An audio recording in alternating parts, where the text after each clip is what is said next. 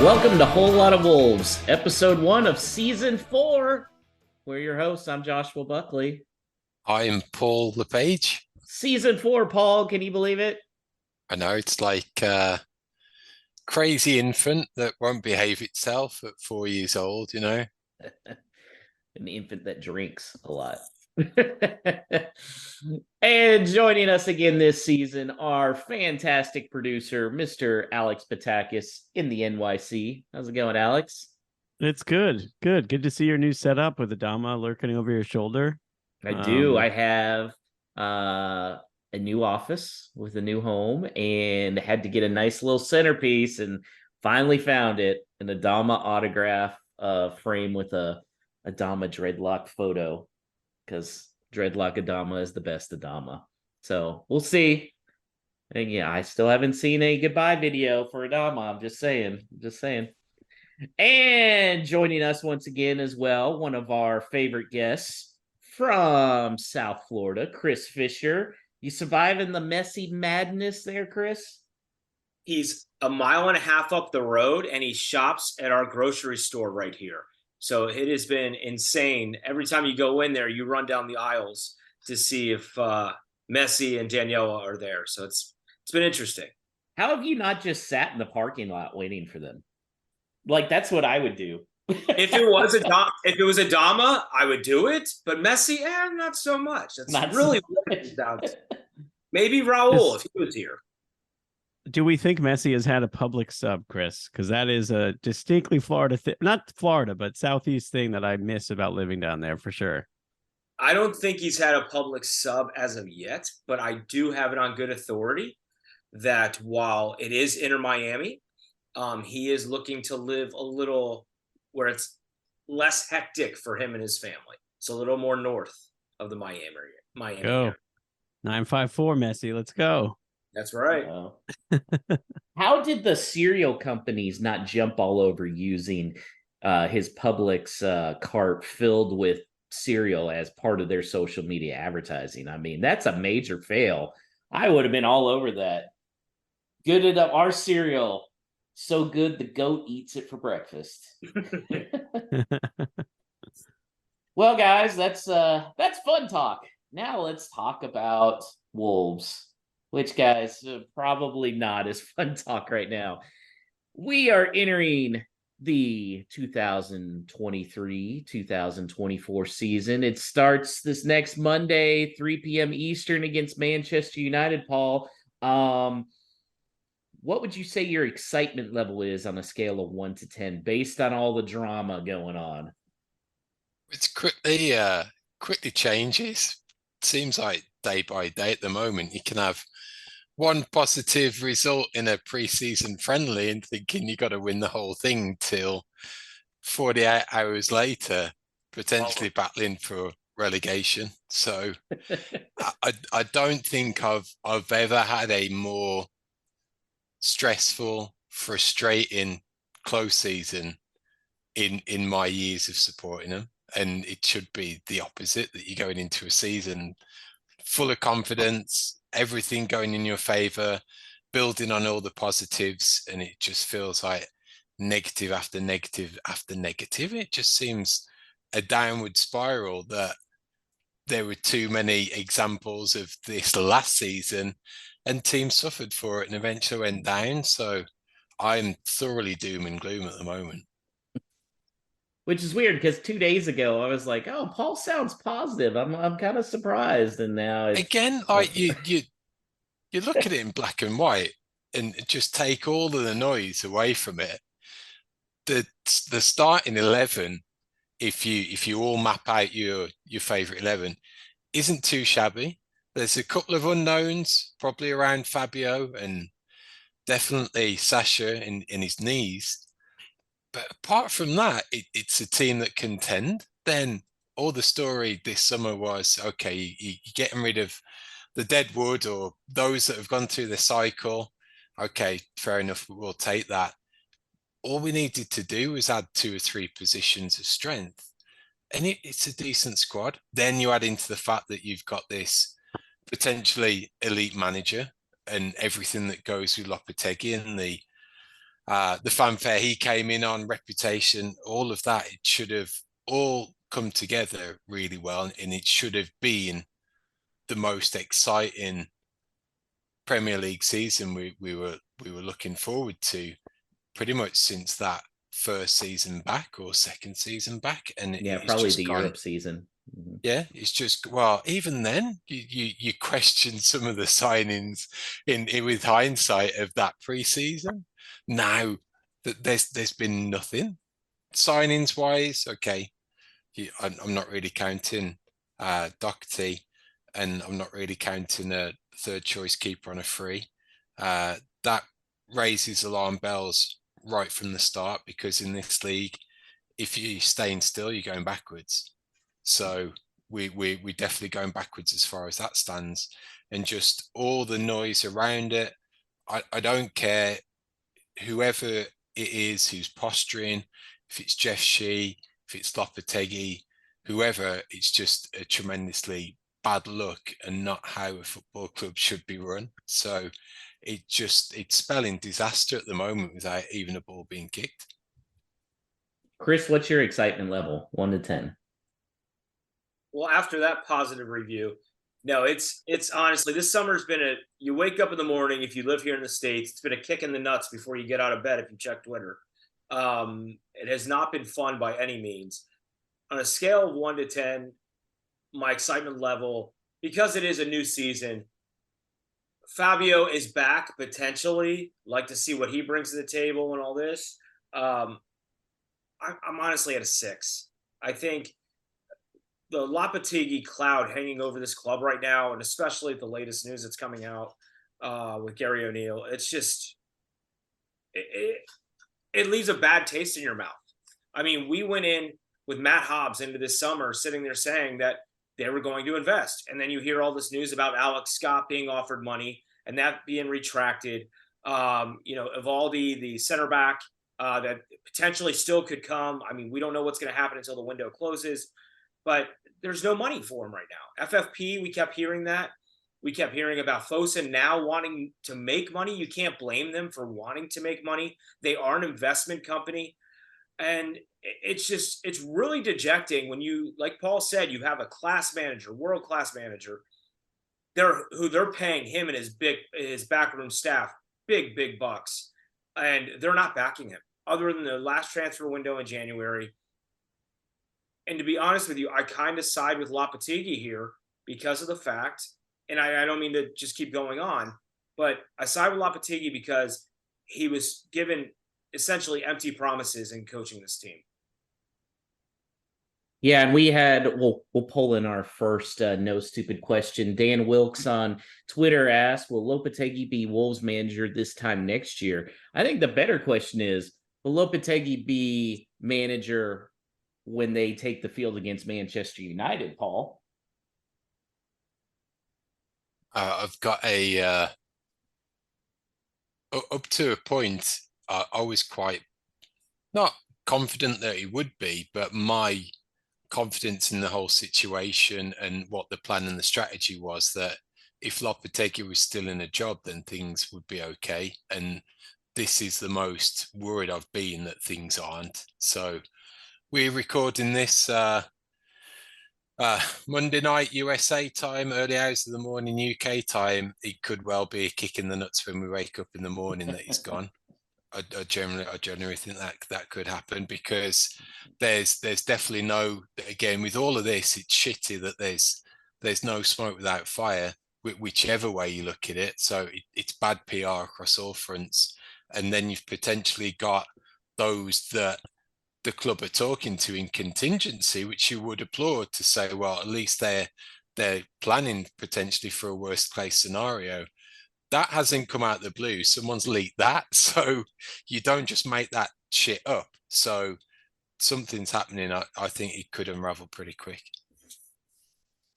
Chris, how would you feel if, when you were still at the TV station, you feel like you're doing a good job, you're a reporter, and then you hear that they are having informal talks for 3 hours with your replacement when you're still there and you haven't really said you're leaving. Like, how would you react to that? Because that's essentially what happened with Lopetegui and Gary O'Neill here. Well, I'm gonna at least for Lopetegui, when it comes to my case, I was in my hometown. I was in Tampa Bay. It was always been my goal to make it home, and they did that to me. Oh, Um, really? because I got the job as an NFL sideline reporter, and my GM did not like it because he thought I was big timing him. Well, let's bring it back to Lopetegui here. He big timed them and went and met when he was in Portugal with his buddy and did that interview, which was a total slap in the face to Jeff Shee and to Hobbs. So I can understand why there's animosity at this point. How I would have felt at that time, yeah, I was pissed off then, and if I was J-Lo, I'd be pissed off now because the only thing that he's got going in good faith is that contract that pays him so much money. I really feel like they're at a tipping point right now. If he does show up to training over the next couple days, I wouldn't be surprised if part of that process is sitting down with Wolves brass to go over a buyout situation because there's just too much money. I mean, this is, I heard this earlier today, and it's the truth. Even if they get to a buyout situation, his contract essentially could be that center back that they need. It could be another position player when it comes to FFP. There's just so much going on behind the scenes financially that it's a shame. And I understand because it's not a publicly traded company. They can't put all their information out to air dirty laundry. But if this was an NFL franchise or a Major League Baseball franchise, NBA even, fans, as deservedly so, should be pissed off. And more than anything, it sends a bad message if you are trying to recruit players to have all this turmoil going on inside and all this strife. So I think they're going to have to either have Lopetegui come out with a statement and say, I'm staying until the end of the season or whatnot, or they're just going to have to make it a clean break.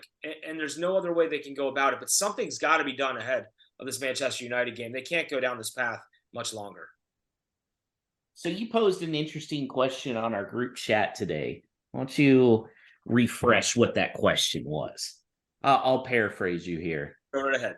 You said that you can't think of any other sports franchise in the last 2 decades that has had just kind of a shit show of an offseason like this. And if this was the Cowboys, it would lead off SportsCenter.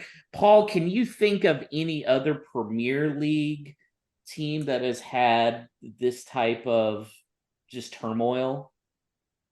I think Newcastle under Mike Ashley was often the laughing stock of this whole situation, that potentially the club was always up for sale if he could get a return on his money. And then if ever there were in strife or had a potential for going down, he'd tend to open up the checkbook and release some funds just to try and get a marquee player that might keep him up. So I think that's been the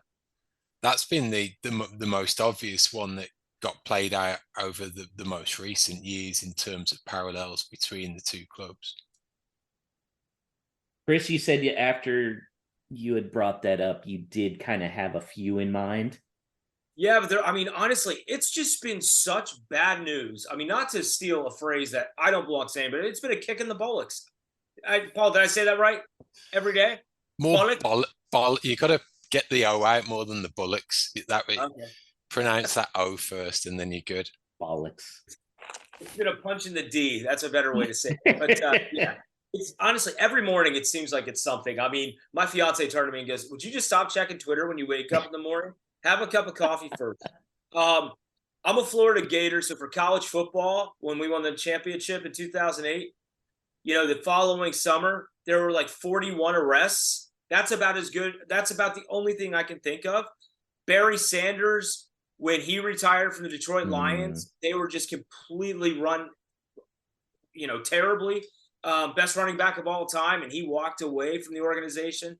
And then there's just so many instances, like currently with the Oakland Athletics in baseball, and how they're moved the team. So a lot of the ones that I saw and I could think of off the top of my head really were moments right before they sold a team, even though Jeff Shee in his latest letter says they're not going to sell. There's a lot of arrows that point that way. And if you look at history just across all sports, it really does lead to that. So I take what his statement was with a grain of salt, because there's not most of the precedent put before all states that, they're probably on their way out more than sticking around. Alex, can you think of any other sports comparisons here or non-sports? Not necessarily. Well, that jumped to mind to me just because of my fandom was how messy that summer. There was a lot of these, but the main one when Brett Favre was like threatening to come to the Packers when they didn't want him to come. Like it was kind of the opposite. I remember he was like holding out, and then they had clearly moved on from him and were getting ready to trade him, but then he showed up at camp and was like kind of really testing the patience of everyone. And this is after a lot of public strife on both ends, between the organization and himself. So definitely not as clean as the Aaron Rodgers to Jordan Love transition. So I think that's why that's fresh in mind for me too, is because I've been watching a lot of training camp videos of Jordan Love the past couple of days. That's a great comparison, Brett Favre. So I had two, and I teased that one is sports related, but not real sports related. And to me, it is because Julian Lopetegui is George Costanza right now. He is trying to do whatever he can to get fired so he doesn't quit and lose his money, because he's trying to get another job somewhere. And so, I mean, the only thing we're missing is, instead of the Chinos, him running out in bodysuit to be bodysuit guy. But I mean, he's sitting there bashing him to the media. Now he's, the word is he's not even allowed to talk to media after friendly because they're afraid of what he's going to say. He's George Costanza trying to get fired, and they're not getting the hint or not wanting to give it to him. So that was one. The other one I thought of, this is very reminiscent of when Conan O'Brien took over the Tonight Show. Oh yeah, that's a good one. Just, he was promised, hey, this is yours, you're gonna have this, and Jay Leno went, well, wait a minute, what is this? And so Conan O'Brien, the Tonight Show, turned out to be starting at 12:05 a.m. because Jay Leno had a power play and everything. So right there, that's kind of the lies that Lopetegui's been told all along, is like with Conan O'Brien, like, oh, you're gonna have this. Oh, but Jay Leno's still going to be in front of you. Oh, well, now you're the Tonight Show, but now it's 12:05. And then at that point, when it becomes so toxic, like you said, Chris, you almost have to work out a buyout, because nobody wants to be stuck with the full bill. So at some point, they just need to work it out and move on. And I think that's where we're coming along. You like those comparisons there? It's very good. It's almost reminiscent now that you bring this up, because I know what a fan you are, and because it's in my backyard. How tumultuous it got the weeks leading up to Nick Saban leaving for Alabama and leaving the Miami Dolphins. So to put one in your a feather in your cap there, it's just not good. How many times do I have to say it? I'm not going to be the next Alabama head coach. 2 days later, he's on a plane with his Crimson Tide. Paul, did you watch Seinfeld at all?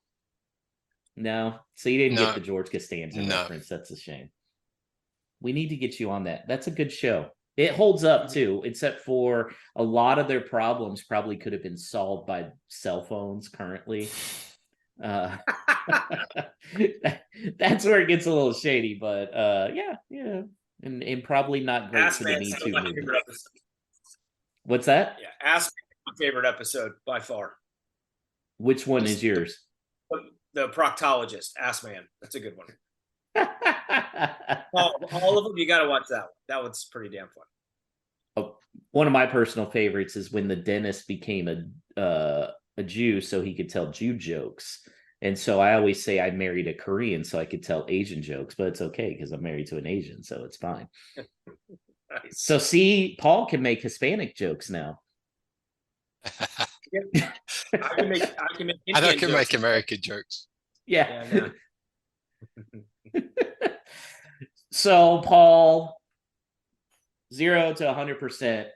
What are the chances of Lopetegui? I'll first say coaching Monday, and then coaching by midseason and coaching into the year.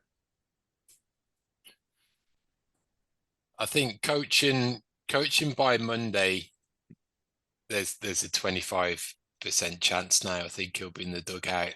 Wow. Wow. If he is, I think the it's a tricky one. I think if it is, the potential for him to stay gets bigger. But I've just got a feeling that if he's seen the cluster that's gone on behind the scenes, if he does stay in there, I think the first offer that he's going to get externally, he's going to go. So could that be pre-season? I mean, mid-season, quite possibly. Could he be potential to go abroad and just get out of the EPL altogether? That wouldn't surprise me. So I think that the first one ahead of Monday has a big knock-on effect for predicting the other two. Interesting. Chris, what are your percentages? You seem just as shocked at the 25% as I am. I mean, I was giving it at least a 50-50 at this point because it is so ominous right now. I did see a tweet today from the Daily Mail ranking Lopetegui dead last amongst managers in the Premier League, which I found shocking. So I think some of the bias that's against him right now, whether you look at the odds of him leaving, I mean, they're substantial. It's like, 11-12 or 11-10, something like that. It's just ridiculous. I agree with Paul. If he's in the dugout on Monday, I think he'll at least be there till mid-season, Boxing Day. And then, when that window opens up in January, if they come back and say they don't have money to spend, I think that's finally, the last straw. Or it could depend if that Saudi money comes in all of a sudden, if it comes back around. I don't think he'd want to go there. I think the option might have been on the table, but I don't think he's going to follow Nuno to the Saudi league. I just think he's looking for a better opportunity. And I got to give it a 50% chance at this point. Yeah, I think 50% is good. I could definitely see him not being there. I can definitely see Gary O'Neill being there on Monday. And then I think the way it's going to work out is they're going to start off slow. O'Neill will be gone by the time Boxing Day rolls around. They'll have brought in somebody else. And then they're going to have to spend the January window buying themselves out of relegation again. And then we're going to be in the same spot next summer where they're going to go, well, we spent all this money in January. We don't have it to spend now, blah, blah, FFP, blah, blah. How is it that we're the only ones still being affected by COVID, Paul? Like, this makes no sense when they're trying to blame COVID for crap.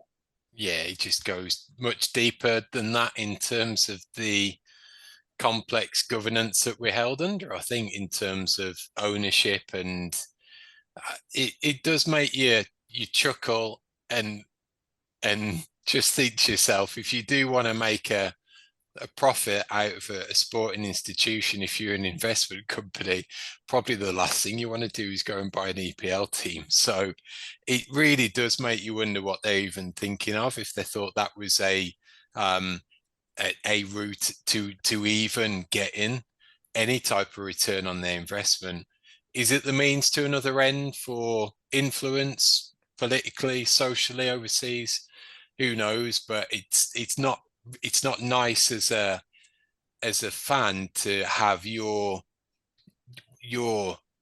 thing that you're most passionate about treated in that black and white commercial terms. In effect, like, not that it's a plaything, that it's this commercial organization that is controlled, and the strategy can shift on a whim based on a bunch of different circumstances that have got nothing to do with the 11 men kicking a ball around the field on a Saturday afternoon. So it just leaves a sour taste. And on the one hand, I get it. I certainly get the self-sustainability model, and I think that can be done in certain avenues. What I can't get my head around is how badly it's being handled on the football side. And we can look at the whole Fosun tenure and the highlights, And it's getting to the point now where we're starting to see more lowlights, and that's got nothing to do with the coaching staff or the team or anything like that. The one consistent that's been present throughout is Jeff Shee. And that's for me where the book stops, that they need a better person in that position that can either work his superiors better or present a greater, represent the football club better to that ownership structure, in order to warrant their continued investment, or the avenues where they can put money in to help to sustain the club. Because, like you said, Josh, this could be a vicious circle of a downward spiral, and money needs injecting. Then, if they're saying, "Oh, we're not going to do it again," we're not investing, you got to self-sustain, it's just going to keep happening and keep happening. And it will do, because the worst thing that for them that they can happen, for it to happen, and for all that this investment to go downhill, is relegation. So it needs fixing somehow. But I think through all of this, he's done himself no favors. I thought that letter last week was a load of bollocks. Where is he? Like, why haven't we seen him? Why haven't we heard from him? That was just a badly executed PR stunt, where he should be on camera. It's unacceptable that you've got a person of his position and his stature within the football club. I can't remember the last time we saw him on camera. I Do you generally think can't. if that letter had been released in June, would that have kind of changed your mind on this? A little, yeah. Again, if it's framed in the right reference, and it's put out in a way that's able to set the scene, it would have done. And it's, you're never going to get it wholly transparent, but just an inkling into what's going on. But again, I just think they find it very difficult to say that it's down to what the owners determine the strategy is. They initially tried to put the FFP angle onto it, and everyone was, "Oh yeah, that makes sense." Or, well, at least they're preparing for next season. Well, that's kind of forward thinking. I'd rather be in a better position like we are than the likes of Everton or potentially Villa, where the house could fall down. But now that's just been made to look stupid, because that's not even on the agenda anymore. They're firmly in the clear, and it's coming down to dollars and cents. That's what it's all about. And it leaves a sour taste, particularly at this stage of the season, when you're a week away from kickoff. Man, too many promises, Chris, huh? Too many promises when they came in. My biggest thing is, overall, I go back to, and I've got a couple of points to follow up on Paul with this, because I thought he brought up a lot of good points here. Mm-hmm. Go back to Josh's point when they came in and trying to go up against Manchester City. Oh, we're going to challenge. They really puffed us up, and I get it. Your new ownership, you want to make us feel good. We don't know who you are. It's always difficult in that circumstance, and you want to make people feel comfortable. So what do? You tell people exactly what they want to hear. Now, on the underbelly of it all, you knew it was about dollars and cents from the beginning, because they're an investment company. A couple of years ago, there was reports coming out. It was last year. Reports were coming out that Fosun Investments and Guo, the general owner, they were having issues within China financially. That was going to lead to the club at some point. So here we are now facing that. I go back and look at a couple of things. First off, why in the hell, when Raul Jimenez was on the club, did they not come to Houston? Did they not go to Mexico? Did they not do these things to build their brand that way?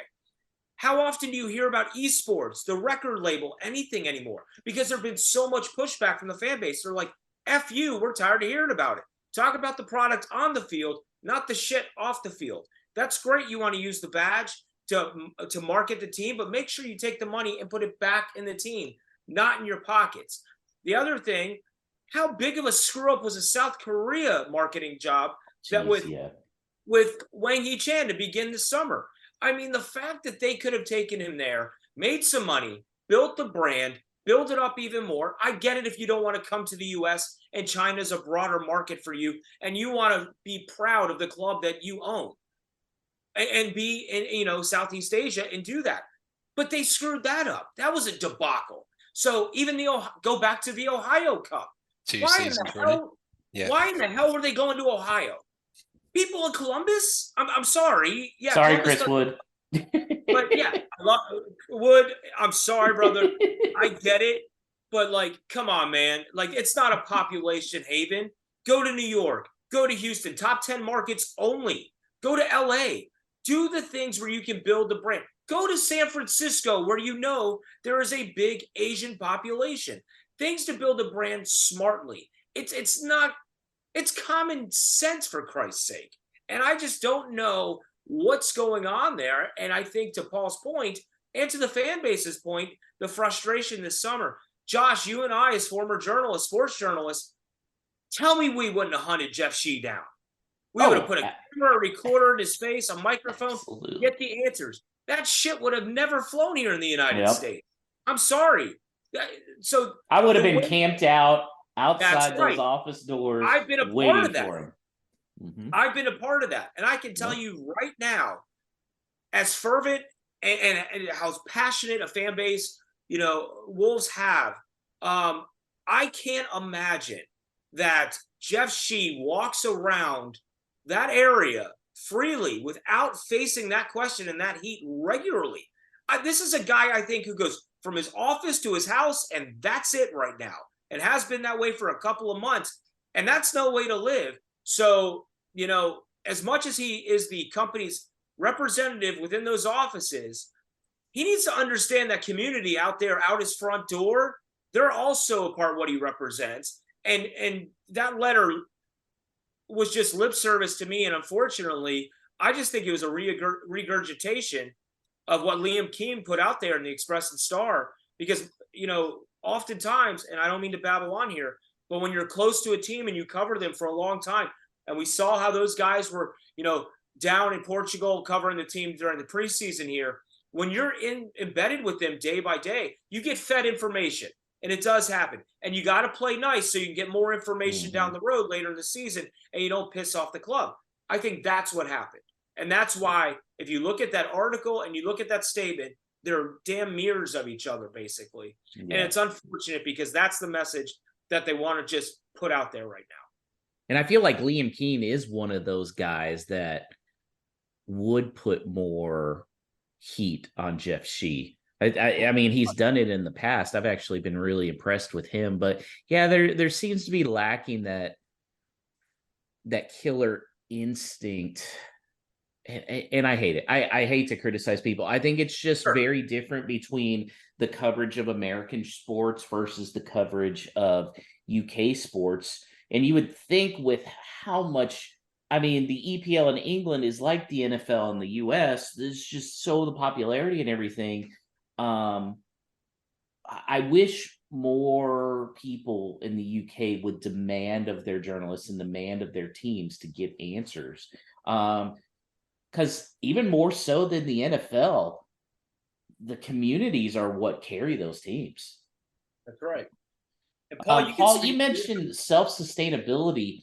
I'm trying to sit here and think, what teams can we say, not just in England, but around the world, are successful, like Champions League successful, and you can say are self-sustainable with no interest? The only one I can think of is probably Dortmund, just because they've ended up with some good players and sold them for boo-koodles of money. I mean, we know Barcelona ain't it. PSG. A lot of anybody owned by the oil, owned by the Saudis, they're definitely not self-sustained. So, what clubs do you think are? I think you'll very rarely get to that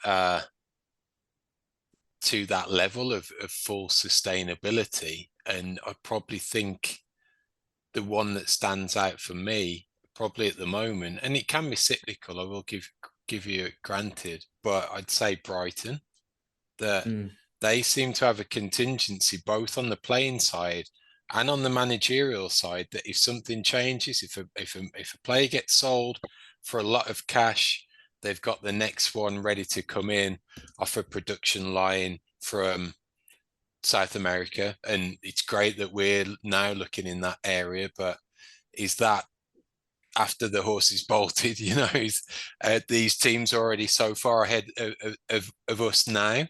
So that's probably one that stands out for me. And at the same time, they've managed to do it in a way where they've got a nice stadium, facilities are good.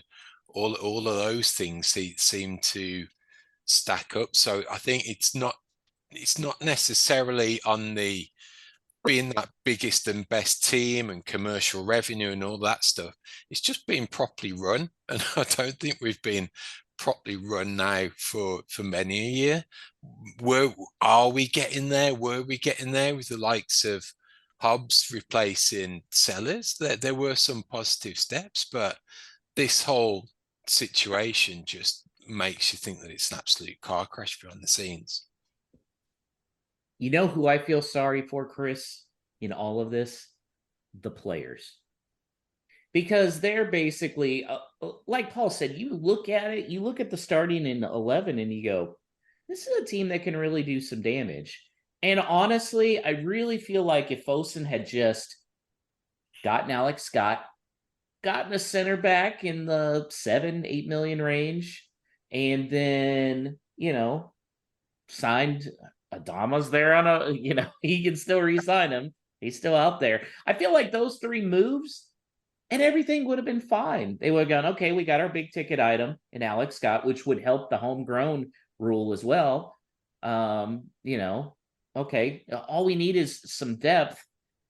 And I don't know if Jeff Shee's looking at it and going, this starting 11's fine, and not realizing again that rarely there are going to be injuries. There's going to be suspensions. Like I feel bad for the players because they're basically being told, yeah, you guys are shit and they need more help.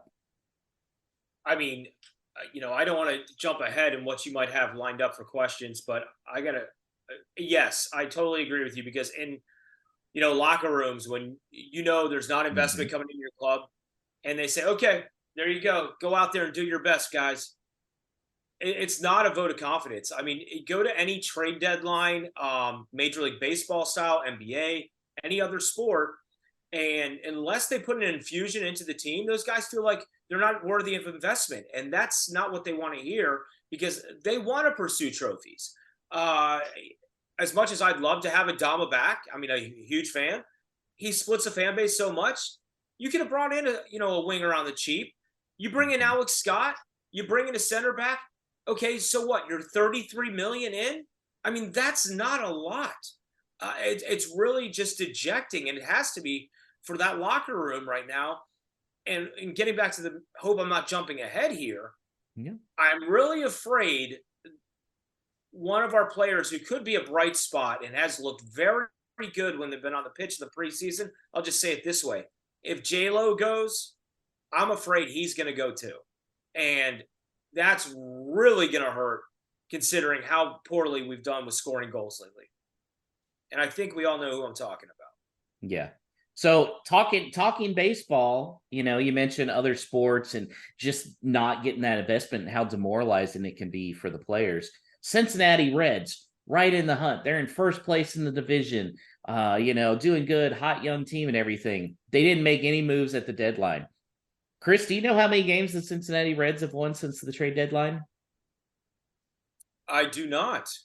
I can tell you. Yeah, see, there 0. They have lost their last 6 games, and those first 2 after the trade deadline were 20-9 and 16-6. It does. It affects the Astros 2017, the year they won the World Series. You don't remember, they didn't make any moves at the trade deadline, and the players were pissed. Dallas Keuchel spoke out about it. It just so happened he had the waiver trade deadline, and that's when they got Verlander there. So, very similar thing. It's demoralizing for the team because, number one, you've basically said, well, you guys aren't worth investing in. And then Lopetegui's coming out like, we can't compete without more signings too. And that's got to be some crap to them because they're looking and going, man, we're putting in a ton of work for this guy, and he really thinks we're chopped liver. How would you feel as a player, Paul, right now? Demoralized, I think, and it can never you can never sit straight with it. I think even when you're getting Doherty coming out with and mention it in the press as well and saying things behind the scenes and all of that, it's never a good look, and it just talks to the whole PR disaster of it all, not just externally, but what must be going on internally as well. And I think again, you don't want to again bash the local press too much, but I think they could be pursuing a few angles from unnamed sources from in that squad who'd happily talk and tell you what the situation really was behind the scenes, and that's that's a scoop of days gone by, certainly from covering the Wolves that you never see anymore. So I think it's just it would be a reflection of what goes on behind the scenes that would impact on the first 11, no question. That's a good question, Chris. As a sports reporter, yep, you have to go up to one player and you're banking on he's going to be the guy that talks. Not necessarily on the record, but he's going to be the guy that talks. Who would you go to? Let's see. Mateus Cunha is always smiling, right? We know Doc's going to talk, but he probably got reprimanded after coming out the last time. I'm making a beeline for Ryan Aït-Nouri. I think he would be really intriguing to me because he has once again shown flashes in this preseason, and it just makes me scratch my head. He may not be the most complete, left back that on the team with Hugo Bueno there, but man, he put Mo Salah in his pocket last year. I mean, and he brings such an offensive force when he's on the ball. So I think he's got a lot to say because he'd be disgruntled and about the lack of playing time. And so I think he'd be willing, if you got in to talk about that, I think you would open up about the rest of this stuff too. Because if those rumors are true that he might be able to land back in France, that might be the ticket to go home for him. And so therefore, he might be willing to take that and cash in and start talking. And I think what he would tell you would probably be pretty fascinating. Plus, I'd like to know what the hell happened to his hair, to be honest with you. So there's multiple angles there, a lot of layers on that onion. You know who I'd go and ask? Pedro Neto. That's a good one. I think he's young enough that he'd be willing to talk, maybe not understanding the ramifications if he really throws people under the bus, but also the fact that he's had a chance to really be sitting back and watching more while he's been, building his strength to get back. So he's probably seen more of the back room stuff than some of these other players. So that would be my target, I think, who I'd be going after, trying to get to sing. Well, Paul, before we start getting to predictions, is there anything you're excited about on Monday 4? Anything?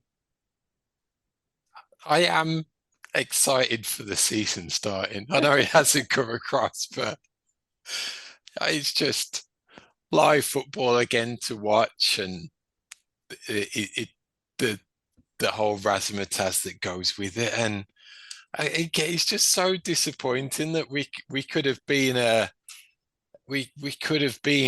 genuine surprise this season, that you could have got someone like Cunha or Fabio on a rich vein of form, and suddenly the Wolves are picking up all these amazing results and they're in the top half of the table. What could they do and go and kick on this season? Or just think if they had a couple more extras at their disposal and hung on for a win at Old Trafford instead of conceding an 89, well, instead of conceding a 97th minute equaliser because they're going to be playing extra for injury time.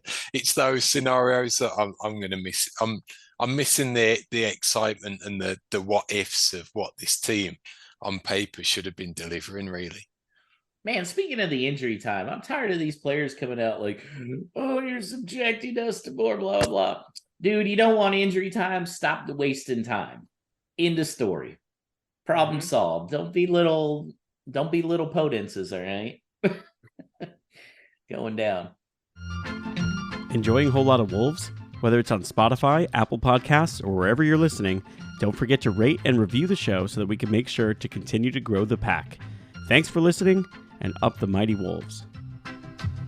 Well, let's take the positive angle here, and we're going to play a little bit of preseason predictions. So, Paul, I'll have you go first, and then Chris, and then Alex, and then me. So, we're going to start off with the top scorer of the season. Paul, who do you think will be the season's top scorer? And how many goals will they have? So these will change from what we'll tell the listeners at the end, but as I was planning this, some of my predictions were before today's developments, and you'll think they're overly positive, but my top scorer prediction is Cunha with 12, mainly because he looks like he's going to be the penalty taker. Interesting. Okay. Chris, what do you got? I love the fact that Paul thinks VAR is even going to give us penalties, so that we actually can score those goals. If he sticks around, I think it's Fabio. If he sticks around, and that is such a huge issue with this Lopetegui situation. I think if J-Lo goes, Fabio goes. But I also think this team this season goes as Fabio goes. We've seen what he's done in the second half when he's got a chance to play it in the preseason. I think Fabio has a chance at 14, 15 goals this year because he likes to put it on net. And I think the problem will start to look like we're moving out of this scoring goals problem this year if he sticks around. Okay. Alex, what you got? I've got a different one. I've got Sasa Kalajdzic. Yeah, big sassy. I'm still convinced that this guy might just only be good at scoring goals, and we've just never gotten to see it. I mean, he's going to get his head on a ton of balls, especially if we're talking like manager turnover and we're just kind of hoofing it down the pitch and lopping in crosses without any real good build-up play. I'm saying he's going to get like 10 goals. I could see it. Big comeback. They're marketing him as if they want him to be our leading scorer as well. I would say. It's true. I'm going to go Fabio with 12 goals. I like Paul's 12 on there. So I'm going to go Fabio. I think, you guys know, I was saying forever, I didn't think he was coming back, but now I almost feel like Jeff Shee has to keep him, right? This is, again, still his lottery ticket. I don't think he's going to get rid of him. Okay, player of the season, Paul.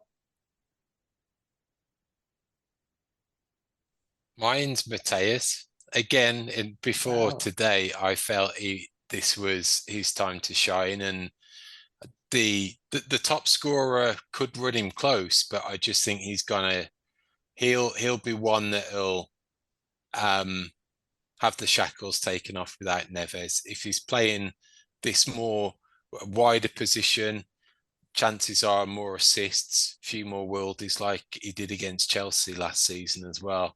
I think it could be his season to shine. Well, could have been. Chris? I really like the Mateus Nunes call. I'm going to change it up. I think Nunes showed what he was capable of when Neves was out last year, and the way he can flow down the field. I'm going to go João Gomez. I think, the little pit bull, man, I think he's got something. Just the way that he buzzes all around the field. He attacks in front of the net. He's always willing to take somebody out and challenge the ball. So I like João Gomez if we're talking about all around the field. Alex? Or the pitch. I think I have to go with Paul. I think Mateus, especially in the last few friendlies, has just looked more comfortable in that role that he looked uncomfortable in for a really long time. And I don't know who's going to be managing and if he's going to still be playing there, but he's starting to look like our biggest threat off the wing. And maybe that's, more of a slight on Sarabia and Neto and everybody else than it is a compliment to him. But I think he's slowly realizing that he's going to have to be the guy. So I'm here for it. Chris, I feel like we're on the same wavelength tonight, man. I definitely had João Gomez as my guy that I think is going to be player of the season. But it also means that I think we're going to be subjected to who's he going to go to starting next summer. In fact, I wouldn't be surprised if come January, Man U's talking about we're getting João Gomez. Bastards. All right. Goal of the season scorer, Paul. This is a tougher question. I've gone for these because you do see the result when the club announce it. So I've picked those that we will get a definitive on it. So mine on this one's going to be Sarabia because he's either going to be on free kicks or I think he's the one in the forward line that's probably got that potential in him to do something special. Chris? I mean, Sarabia was it for me. Paul kind of took my guy there. I'm trying to think, and I'm going to go back to my interview. I'm going to go Ryan Etniori. I think just the way that he dribbles is just incredible. How he gets around guys, and he has the potential to take him from the halfway point and go all the way. And so I think Etniori is going to score the goal of the season. All right, Alex. Matthias, 2 years running. Wow. Wolves have had a lot of viral goals recently between Aït-Nouri and Matthias towards the end of last year. Not many goals, but when they do score them. But I think, I think it could be a similar thing. Dribble by a couple guys and then, just bangs one in the top corner. That's what I'm hoping for. I'm going to go with Neto. And I think it happens early, and then he spends the next 5 games in basketball terms doing a heat check, just blasting ridiculous shots over the next 5 games and not scoring. And we're like, for the love of God, stop shooting the ball. You're not going to hit that every time. So that's my positive yet negative with Pedro Neto. League Cup finish, Paul. This is where mine starts to go downhill. I think we scrape through the third round and we go out without a whimper in the fourth. Chris? By that time, we'll be on our second manager, according to you. So,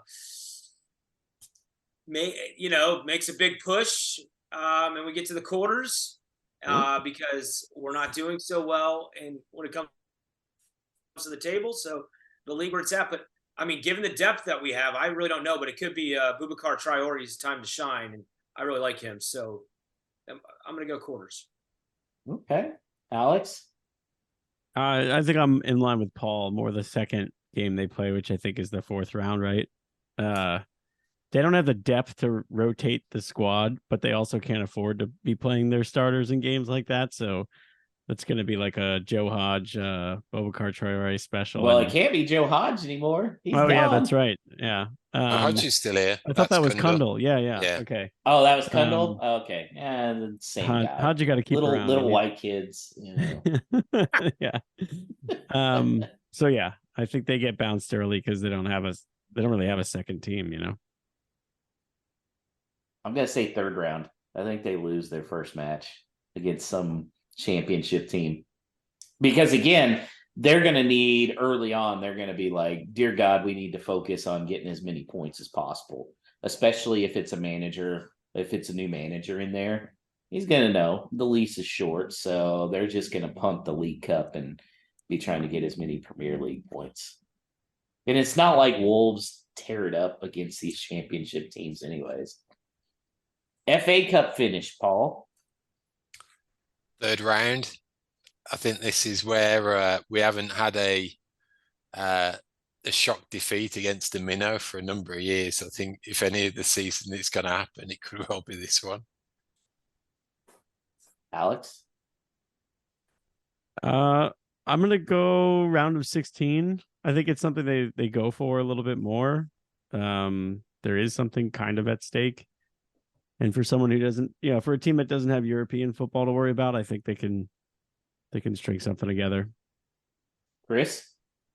Yeah, I'm gonna agree with Alex on that. I just think it all comes down to depth, and with it not being there, as much as they'd like to make a run, at silverware, I just don't see that this is the team for it. But I will say this, that I think with this being a young team, and trying to get the players more playing time, they might be a little more resilient than other clubs are that might be a little more mature, a little longer in the tooth. So you might see them out there a little bit more and having more success. But yeah, I'm gonna go with Alex's choice.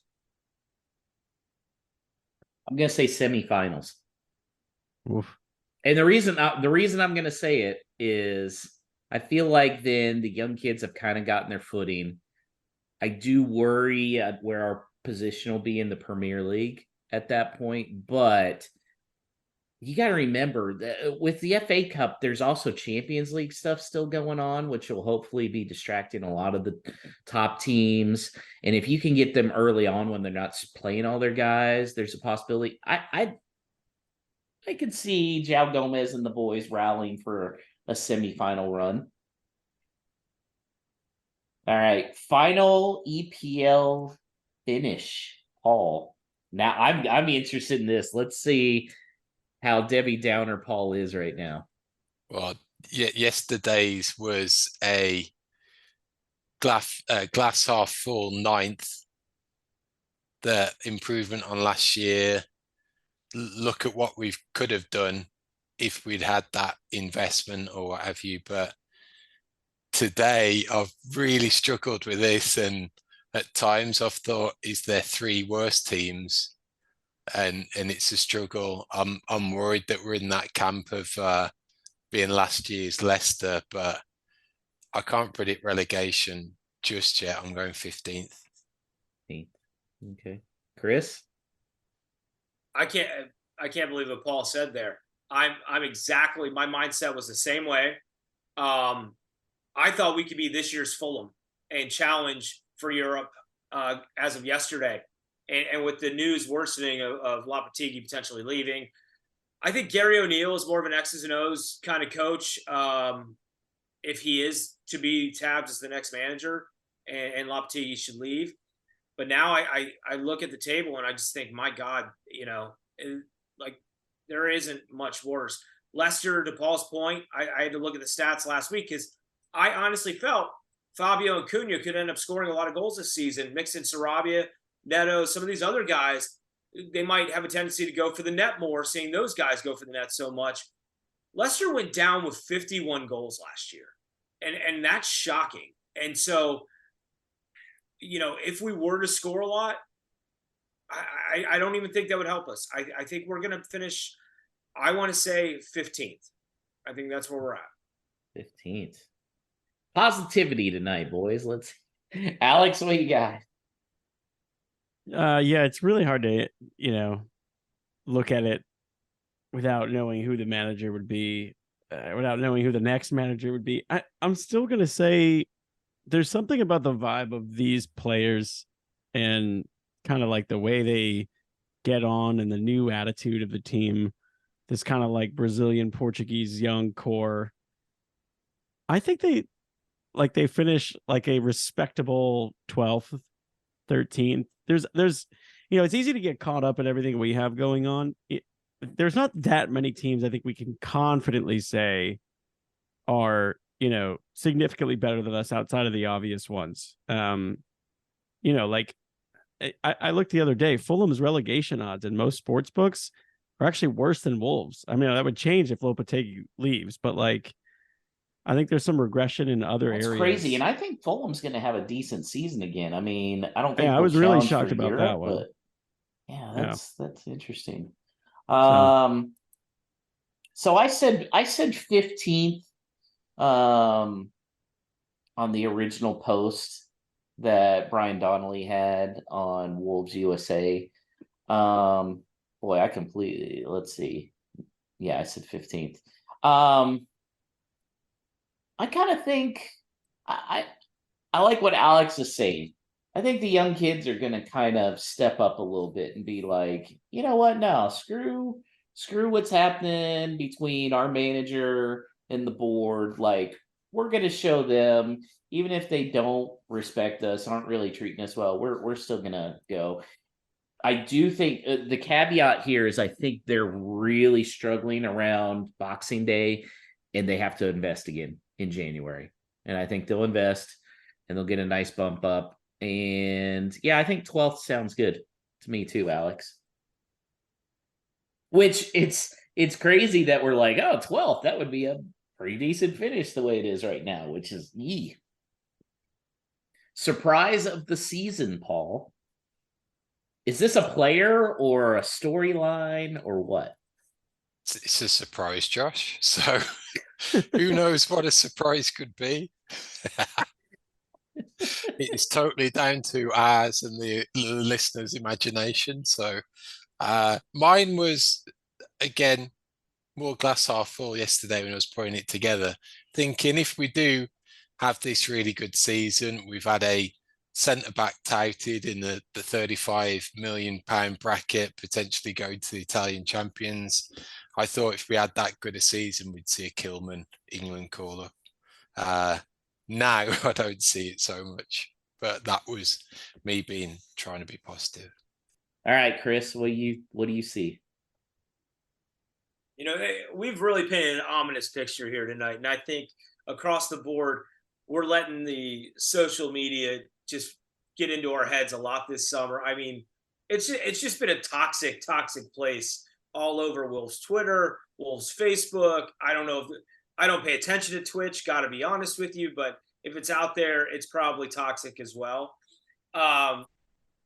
If J-Lo stays, and that's a major if, my surprise is we qualify for a European position. And I know I picked him to finish 15th, but I think ultimately it's going to, like I said on the onset, it's going to come down to money. And if he's not getting that money elsewhere, he's going to stick around at Wolves and he's going to pad that resume and get these kids playing well enough. And I think it'll force Fosun's hand to invest in January and keep him happy. So it keeps him quiet. Alex? I'm torn. I mean, I feel like Kalajdzic being the leading scorer is a surprise in itself, but I want to go a little bigger than that. And I will say, despite everything that was stated by Jeff Shee, by season's end, Fosun will either there'll be a new minority or majority owner of Wolves, whether that's somebody investing with Fosun, like joining the leadership group, or just buying them out completely. I still think there's too much smoke there that for there not to be fire. Like, of course, he's not going to mention it in a statement. So, we'll see. So I probably should have answered these before I was drinking this giant thing of whiskey here, because I'm flying off the seat of my pants here. My surprise of the season. You ready, boys? Alex Scott is in by the end of the transfer window. Wow. The summer transfer window? Yes. I think what's going to happen here, remember how they weren't doing shit last summer. We were just bashing them. And then they started off rough. And then all of a sudden we got Geddes. And then we got Nunes. And then we got Big Sassy. I think Alex Scott's not going to be at Bournemouth yet. And I think they're going to get pummeled by Man U on Monday. And it's going to be embarrassing. And at that point, Fosun's got to look at it and go, man, we can turn this all around if we just sign Alex Scott. We can turn around, just the attitude of the players, the attitude of the fans. If you bring in Alex Scott, I really feel like half the fans will be like, all is forgiven. Yeah. It's like in Dumb and Dumber when he goes, just when I think you couldn't do anything more stupid, you go and do this and totally redeem yourself. So Alex Scott by the end of the summer window. And I mean, Chinese companies hate bad PR, and so that wouldn't shock me at all. I agree with you. I can't say I agree with you. I'm optimistic about that possibility if things go south against Man U and even Brighton. I still think the plan was that Alex Scott was going to be introduced in the new home kit. Nobody will be able to convince me that that was not the plan the entire time. The fact that that home kit was announced last and it was right around the time they were making bids is when they ended up doing it. And even the way they did it, where it was like, well, you weren't supposed to see this, but everybody's seen it. So, But who are they selling to get them? Or are they selling somebody to get them? I don't think they are selling. I mean, in the grand scheme of things, is 25 that much? No. Now I think the way they might be able to do it is they're going to give a big sell-on fee. I think might be they may be able to drop the price to like 23, but look, they gave, on 8 Nori, that's a 50% sell-on fee. I don't think they'll do that much, but if they give Bristol City, okay, well, we'll give you 22 instead of 25, but we'll give you a 35% sell-on fee, which to Fosun, if you're just trying to stay afloat for a few years and everything, it kind of makes sense. Yeah. I mean, you're still going to do well on your investment. And Bristol City would surely, I've always felt like, yeah, they have the 25, but that's negotiable as long as the sell-on fee is good. Because you're anticipating Alex Scott to be a Jack Grealish. That's your hope for all parties involved. Just not as big a dick as Jack Grealish. And it also kind of seem like the writing's on the wall, like Alex Scott is not going to play in the championship next year. At least he shouldn't be playing in the championship next year. So if it meant like, if Fosun were at the table with Lopetegui and he's like, I'll stay if you just, if Hobbs could get Bristol City to agree to a loan with an obligation to buy, even if you have to overpay next year a little bit, knowing that you have this financial freedom that she already referenced in his letter,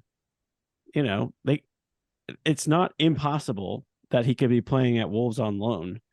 That's a great point. Would Bristol City take it if you said loan with obligation at 35 or with a 30 with a higher sell-on fee?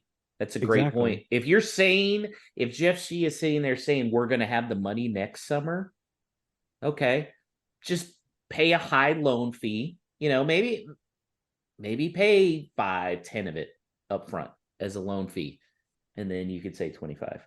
Or just get an answer from the Premier League on what the punishment is if you break this £105 million rolling 3-year average thing, and just take the punishment as long as it's not a points deduction. For God's sake, they're not the only team that's bending the rules here. Oh, yeah. Yeah. And just call the Saudis. I thought they bailed us out with Neves. I really did. Yes. So maybe they'll bail us out with Fabio next year. I don't know. So, Paul, just to get you caught up, I said Alex Scott into the summer window was my surprise of the season. Deal. He's not thrilled. He's like, yeah, okay, whatever. Lunatic. All right, guys. So we're going to kind of give our fans more of a voice this year, Paul. And this is one of the ways we're going to do it. So kind of tell what you're looking for from our fantastic fans out there, all of our subscribers. So with those season predictions, what do we know? You probably know way better, or can look into that crystal ball and tell us. So head to www.wholelotofwolves.com and go to our predictions page and drop a comment in there with the ones that we highlighted as already posted. So just post along what you think is going to happen. So we'd love to hear from you as far as the season goes. And that also leads into our predictions as well.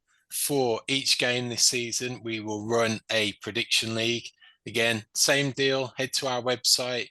You'll see that link to go to our predictions page for the upcoming match there. All you got to do is drop your prediction of a Wolves win, a Wolves loss, or a draw, and the score line. and we will keep a running tally and see who is the best of the best come the end of the season. All right. So you mentioned those predictions. Let me go back and remind everybody. Last year, our guest spot finished top with 32, and the winner was Todd from Minnesota. So we were Todd DeWitt. He was the grand winner there. Alex, you finished in second with 24. I was right behind you with 23. And Paul. I was You had having financial fair play issues all season. You finished with 18 points, which is really impressive considering how many games we had. So let's see if we can do a little bit better this year, boys. Well, first, let's get everybody's lineup for the game on Monday, and then we'll get a prediction. So, Paul, what is your starting 11? Starting 11, I'm going Sarr, Semedo, Kilman, Dawson. Outnur is my surprise at left back, I think. I'm going for Gomez and Lamina as the more defensive midfielders. And then Neto on the left, Cunha behind, and Mateus more as the advanced on the right in a 4-2-3-1. And they'll be supporting Fabio as number 9. Okay. Chris? I think Paul that's what it should be. That's how they perform best this preseason. I've almost been tempted to think, and I know I put it on Twitter, that I feel like Lopetegui was screwing with Jeff Shee and Matt Hobbs and what he was rolling out there to start some of these games. But, you never know. There were so many odd lineups last year to start that came out. So I think it's going to be Jose Sa. I think it's Nelson Semedo, Dawson, Kilman, Hugo Bueno. Then we're going to go Lamina. Oh, God, as much as it pains me to say it, I hope he doesn't do it. Joe Hodge instead of Joao Gomez. Mateus, Sarabia, Cunha, and Pedro Neto. Wow, and Joe Hodge. It's just a boring lineup, but the sexy lineup, I think, with what Paul was saying, I think we could actually have a chance at United at Old Trafford with that lineup. I really do. Alex, what's your lineup? Kind of a combination. I think I don't think Neto starts. I think Sarabia will end up playing with Mateus on the wing, and I'm hopeful that Fabio has done enough to start and actually combine with Cunha. So that would be Sa, Semedo, Dawson, Kilman. I think Nori. I at this point, like, how do you not? Especially if you're looking to maybe market him to a club in France somewhere. Get him another start, see if he can play well against United. I thought about Hodge, like Chris said, but I think I'm still gonna go with Joao Gomez, Lamina, and then put the sexy lineup out. Cunha with Fabio in front of him, Sarabia and Nunes, and Neto's on the bench.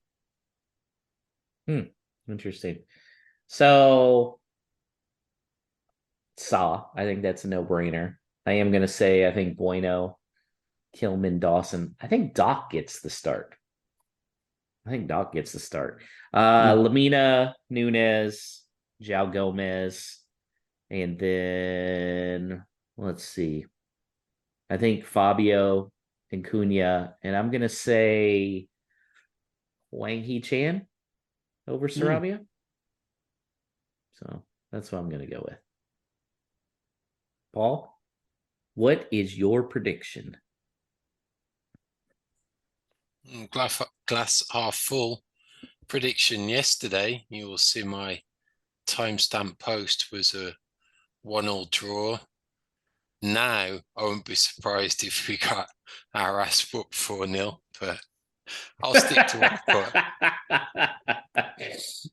I can't tell if Paul's like really like thinking it's going to be a good season or if he's just going to be miserable the entire year. Really have. Okay, Chris, what is your prediction? I don't think Manchester United's played all that well this preseason. And I think if we roll out Alex and Paul's lineup, the big sexy lineup there, I think we got a puncher's chance. I'm going to go. I'm going to go 2-1. Unfortunately for the home team, but I think it's a tighter contested game than some might think. Okay, Alex, what you got? I will go with a hard-fought 1-0 loss. United wins, another goalless start to the season. But maybe a one that has us feeling good going into the Brighton match. I'm gonna say 2-0 United, and I hate it, but there's too much going on. Somebody's gonna do something stupid to make a statement, but it'll just be 1 week closer to Alex Scott in a Wolves jersey with that kind of start.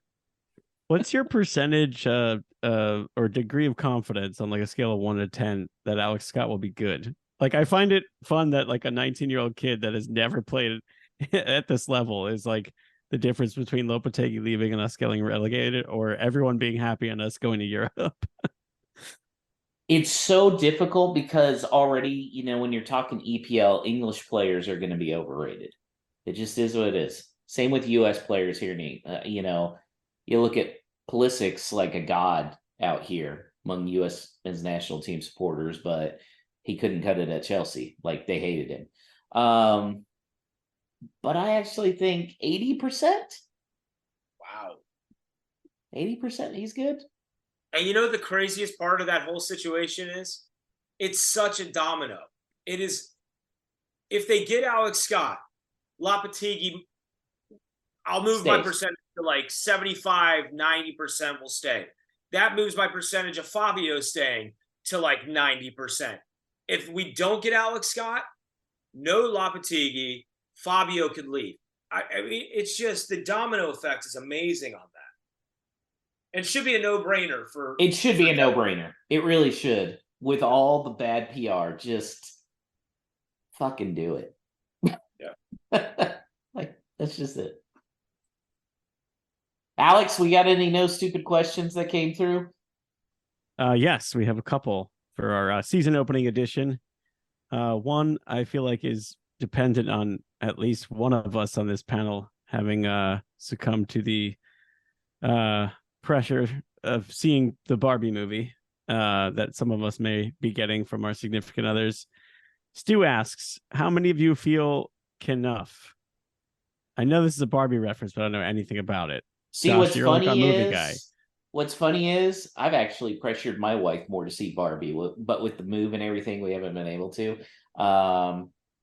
Instead, I took my 14-year-old to see Oppenheimer, which was really a poor decision. But it was her idea, so don't be calling CPS. Nice. I've only seen Oppenheimer as well. Wife didn't like that one. Said it was very, very, very disappointing. I know a lot of others said that It's too. a lot of talking. It's a lot of I talking. thought it was fine. I thought it was liked fine. it. Yeah. Paul, have you seen either of those? No, totally detached from it at the moment. Jennifer has to have seen Barbie. Surely. No, even missed out on the girls' trip to see it. Wow. Our highlight was the Haunted Mansion, so that was our big summer movie as a household. Chris, no Barbie? Just because it's sitting here hanging on the desk or on the wall right next to me. So when your fiance represents Dua Lipa with her work, and somebody is playing the role of mermaid Barbie, you get dragged to the Barbie movie. So with 10 minutes left to go and the heightened ending of the movie coming, I decided to hit the snooze button and I fell asleep. I've never fallen asleep in a movie in my life. Wow. It was kind of fun to see the toys the first half hour, and after that, it was holy crap, get me out of here. It was terrible. Oppenheimer, much better, a lot louder, that's for sure. Very loud. But yeah, a little long. I mean, I didn't fall asleep during a 3-hour movie. Barbie's like what, an hour and 40, hour and a half, and I was getting tapped because I was snoring. So don't recommend seeing it in the theater. Wait for it to come out on VHS, as they say. You know. I think Alex during this question needs to have like dramatic music blaring behind us to give the real Oppenheimer experience. Yeah, or I don't know. Barbie. There's a lot of music in Barbie, right? Maybe like, is it a musical? I actually don't know. I should know this. Stu's gonna be disappointed because I bet you he saw it. I need to go see Ryan Ninja Gosling. Turtles though, and I'm sure Nate from Neophytes and Todd have both seen Ninja Turtles. I feel like I'm not a good fan because I haven't seen it yet. If you love your football, and I know you do, in the preview to Barbie, I was actually surprised. I did a story on him when I worked in Tampa, when he was the head coach of the Tampa Bay Rowdies and the manager there. Thomas Rongen and when he went to American Samoa and tried to get them ready for the Olympics. And he's a hell of an interview. He's a hell of an analyst for Inter Miami, just an all-around good guy. That looks like a fun movie. And I can tell you, when I did that story, it's a really touching story. So if you want to see a good movie, I think that one's going to be a good one. Okay. Nice. Good tip. All right. One other no stupid question before we wrap up. Drew asked on Twitter. Oh man, these are two names that I completely forgot about, save for Josh using one of the names as an adjective for sucking, yeah, or whatever it was. Chances that Johnny or Podence are on the squad September 1. I completely forgot they're still there. I'm gonna say 95% that one of them's on there. Because okay. I think they know, especially with Podence, they want to get rid of him. So everybody's going to be lowballing. And I can't see, especially if Lopetegui leaves, I think that'll be one of the things of the new manager is, hey, you got to get this Podence guy in there to build up his value so we can sell him off. So, and I just don't know who's going to want Johnny at this point. Like, what are you going to pay for him? $1 million? I mean, is that enough to get a deal done? I don't know. I think one of them almost certainly will be on September 1st. Just think with Podence, this is going to be another time that he's going to absolutely screw us, that he's just going to be hanging around on 50K a week or whatever he is, one of the highest earners, just there, you know, I think that's going to be even more resentment in his direction. Johnny, I feel a little bad for, and I wouldn't be anti him being in the squad. I don't really want to see him starting. But even then, I think at his age, with the contract that he signed, he's going to be commanding a fair wage each week as well, and those are what's probably hamstringing us even more at the moment, is we haven't been able to get those wages off the books. My thinking is, you know, if Etniori ends up leaving toward the end of the window, you got to have somebody back there to support Bueno, and I think Johnny is going to have to stick around. That's going to be like a 11th hour kind of deal if he ends up leaving. Podence, I think, we're just not going to get a lot of him. He was on the bench for the final preseason finale, so maybe they're kicking the tires on him to see if they can work with him a little bit. But I don't think they're going to get what they want, and it's a shame because I think that's the kind of money they could use to secure an Alex Scott. So it's a really tough situation. But if one of them has to go, I think it's Podence. Speaking of using him as like a verb, Michael Moser and I went to go see the Dynamo game on Wednesday against in the Leagues Cup or whatever it is.